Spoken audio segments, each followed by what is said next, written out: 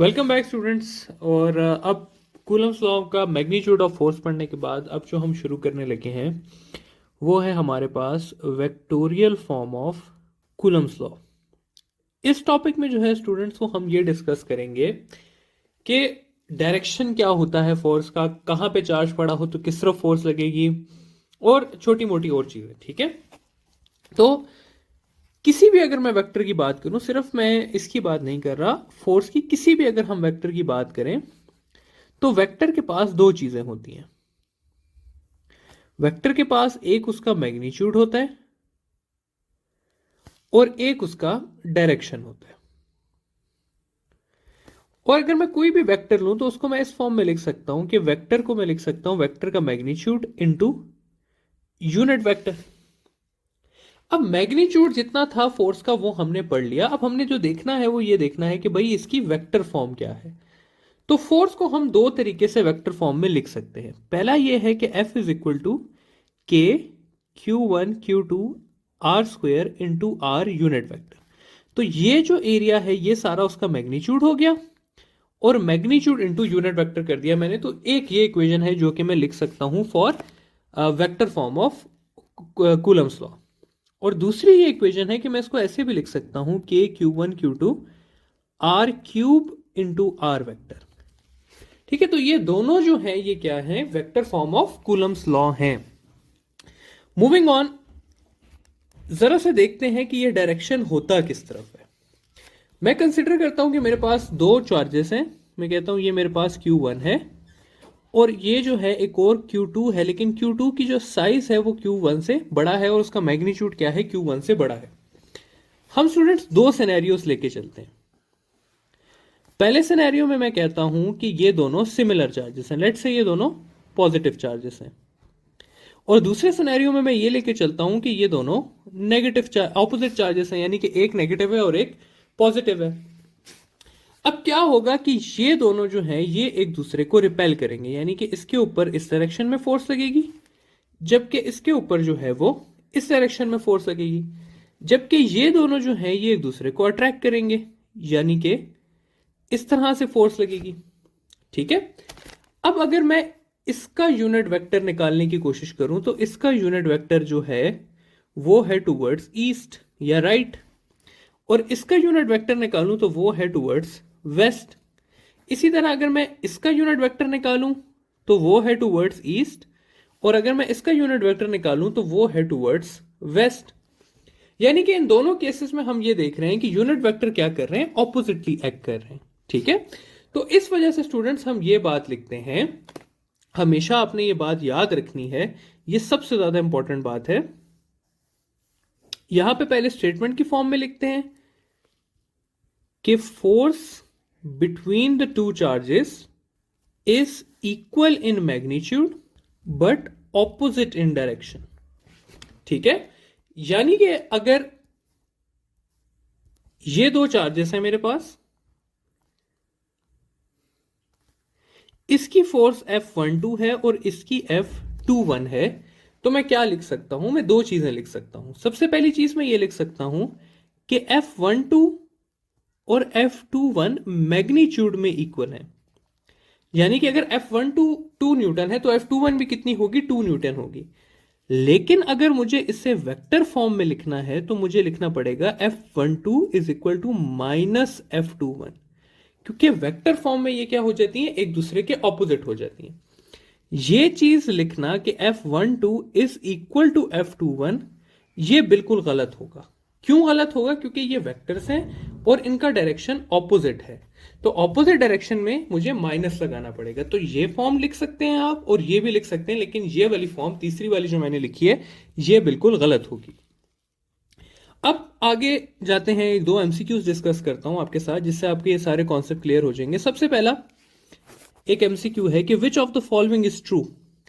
Option में आपको दे देता हूं F12 is equal to minus F21। Second option दे देता हूं F12 is equal to F21। Third option में आपको दे देता हूं F12 is equal to F21। और डी ऑप्शन दे देता हूं ऑल ऑफ दीज के ये सब के सब करेक्ट है। देखिए स्टूडेंट्स, ये पहला ऑप्शन गलत है क्योंकि पहले ऑप्शन में हमें मैग्नीट्यूड दिया हुआ है।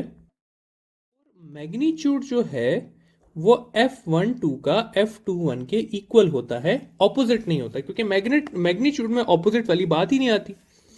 दूसरे में हमें वेक्टर दिया हुआ है और कहा हुआ है कि ये दोनों वेक्टर्स इक्वल हैं, जबकि दोनों वेक्टर्स जो हैं वो ऑपोजिट के इक्वल होते हैं। तो ये इक्वेशन इस फॉर्म में ठीक होगी। तीसरी जो इक्वेशन है वो ठीक है और उसमें ये बात की भी है कि मैग्नीट्यूड्स जो हैं वो इक्वल होते हैं। तो ये बात ठीक है क्योंकि हमें पता है कि मैग्नीट्यूड्स क्या होते हैं, इक्वल होते हैं। तो ये जो सी ऑप्शन है आपके पास, ये आपका करेक्ट ऑप्शन है। ठीक है, एक और कॉमन सवाल है स्टूडेंट जिसमें आप लोग हमेशा जो है वो कुछ ना कुछ गलती कर जाते हैं।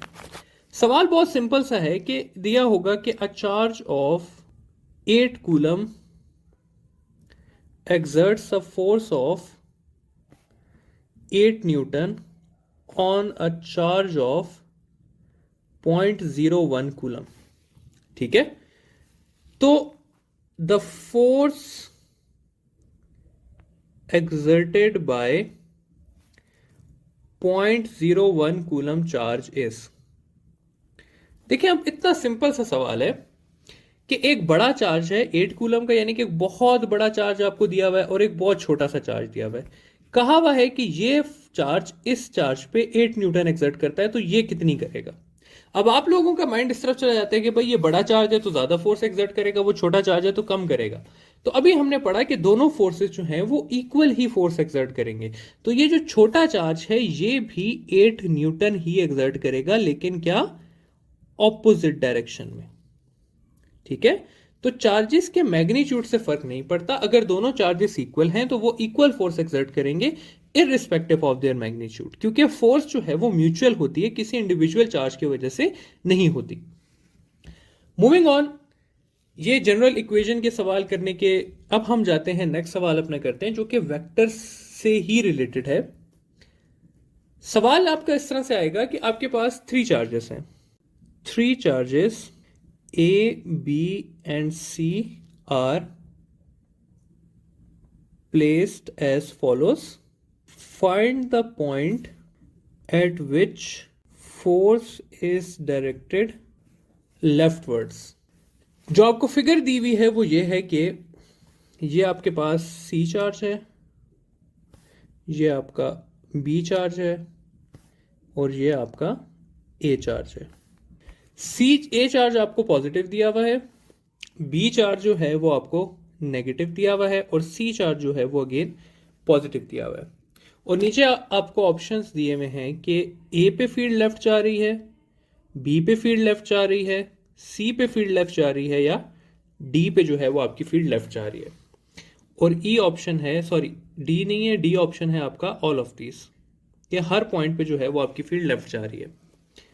देखिए स्टूडेंट्स, अब आपको इसमें सबसे पहले फोर्स फाइंड करनी होगी कि फोर्स किस तरफ डायरेक्टेड है। तो इस पॉजिटिव की फोर्स इस तरफ डायरेक्टेड है और इस नेगेटिव की इस पॉजिटिव की तरफ इस तरफ डायरेक्टेड है, जबकि इस पॉजिटिव की जो फोर्स है वो इस तरफ डायरेक्टेड है और इसकी ये जो फोर्स है ये इस तरफ डायरेक्टेड है और ये जो फील्ड है इसकी वो इस तरफ भी जा रही है। ठीक है, तो अब अगर आप देखें तो ए पे जो फील्ड है यहां पर इस पॉइंट पे, तो ये लेफ्ट की तरफ जा रही है। इसी तरह बी पे जो इस पॉइंट की फील्ड है वो भी किस तरफ जा रही है, लेफ्ट की तरफ जा रही है। और सी की भी इस पॉइंट पे फील्ड जो है वो किधर जा रही है, लेफ्ट की तरफ जा रही है। ठीक है, तो इन तीनों पॉइंट्स पे क्या है, लेफ्ट की तरफ जा रही है। तो हम लिख देंगे कि all of these, her point पे कहीं ना कहीं फील्ड जो है वो आपके पास लेफ्ट जा रही है। इसी तरह स्टूडेंट जितने भी आपके पास डायग्राम के सवाल आते हैं आपने इसी तरह जो है उसको सॉल्व करना होता है। लेट्स से एक और सवाल मैं करता हूं कि आपके पास 3 चार्जेस हैं, 1, 2 और ये 3 चार्जेस हैं।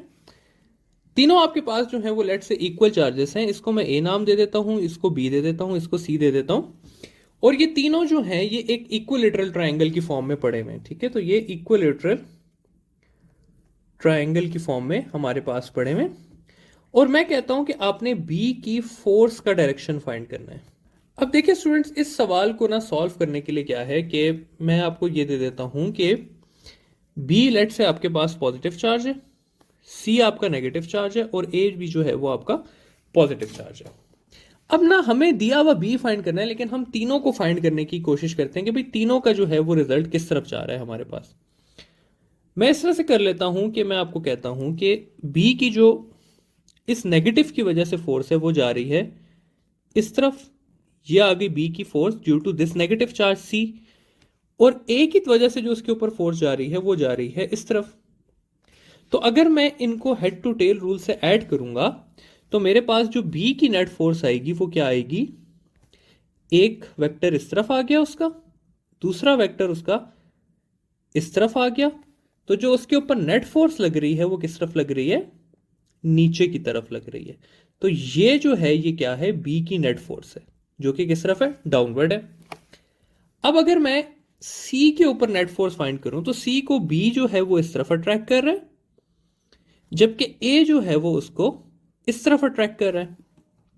तो सी का अगर मैं फाइंड करना चाहूं तो सी का जो आएगा मेरे पास आंसर वो ये आएगा कि एक उसके वेक्टर इस तरफ है, दूसरा वेक्टर उसका इस तरफ है, तो उसकी जो नेट फोर्स आएगी वो इस डायरेक्शन में आएगी, यानी कि इस डायरेक्शन में आ गई। इसी तरह अगर मैं डी की फोर्स, ए की फोर्स फाइंड करना चाहूं तो ए को जो बी है वो रिपेल कर रहा है इस डायरेक्शन में, और सी जो है वो अट्रैक्ट कर रहा है इस डायरेक्शन में। ठीक है, तो अगर मैं ए की फोर्स फाइंड करना चाहूं तो ए का क्या होगा कि